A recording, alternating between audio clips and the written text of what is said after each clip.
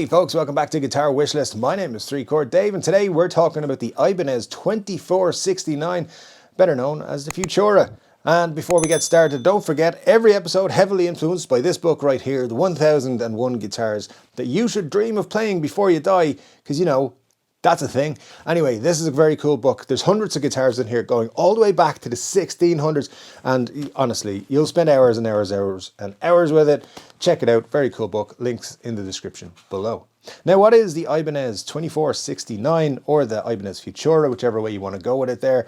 Well, it's part of the Oldies collection, and if you've watched the other videos about the Rocket Roll and the Destroyer from Ibanez, you'll know that these were guitars made in 1975 by the Fujigen company in Japan, which is where some very good guitars were being made in the 70s. In fact, the whole plan was to take American guitars and make them better than the American companies, which they managed to do. So anyway, that was just for a short time, I'm sure. So these were essentially lawsuit era guitars. Ibanez made some of the best ones. You had the Destroyer, which was the Explorer lookalike. You had the Rocket Roll, which was the Flying V. And this is the Futura, which is the Moderne, which, let's think about it. In 1958, when Gibson went to the NAMM show with the three futuristic guitars, they brought with them the Moderne, but the Moderne is the one that never actually went into production, as far as we know.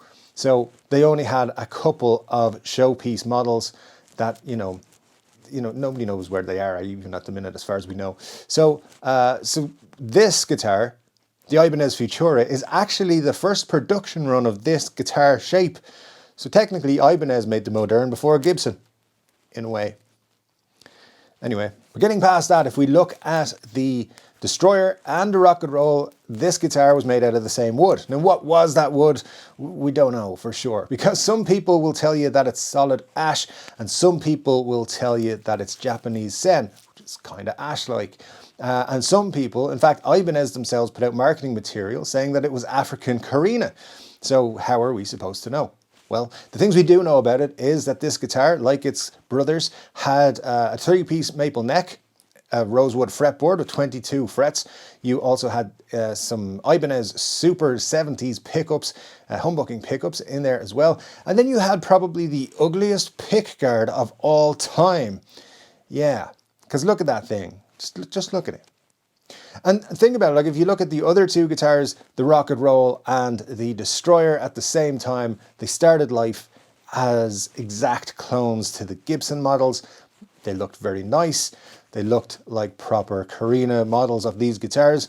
And either way, it doesn't matter what wood they were built out of, all of the woods were finished with this African Carina finish, which apparently is what gives it that yellow hue and makes them look exactly like their Gibson counterparts. Obviously on this show, we check out Reverb to see if we can pick up one of these guitars, how much it's going to cost us.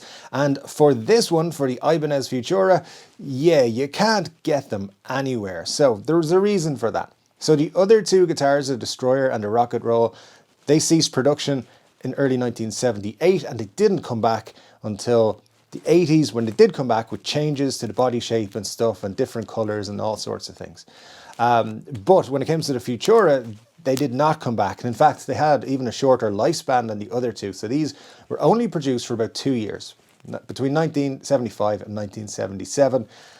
Then they ceased to exist, so there was no return of the Futura, at least not for Ibanez. So that makes these a lot harder to get your hands on. However, the prices are very similar to the other models in the Oldies collection from Ibanez. So you're looking at around $2,500 to $3,000 if you were able to get your hands on one. So keep your eyes out, because they're kind of difficult to get. And if you want to have a Carina collection where you have a Flying V, a Moderne and an Explorer, this is surely a great way to do it. Now I want to give a big shout out to Todd Moore, who was the person who recommended we do the Destroyer on the channel some weeks ago now, but that kicked off looking into this series and finding them absolutely fascinating. So big thanks to you, Todd. And if you out there, if you want to get a guitar you are a big fan of on the show, all you got to do is come to 3-Chord Dave Live, which happens on Saturday nights at 10 p.m. Irish time. Make sure you're subscribed and have the notification bell clicked. And tell me in the comments below what you think of this Ibanez Oldies series. Which one of the three is your favorites? Which one has the worst looking pickguard? And finally, which one, if you were going to have just one of the three, would you take for yourself? Anyway guys, thank you so much for joining me on Guitar Wishlist. I'll be back with another guitar related video very soon, and until then, take care.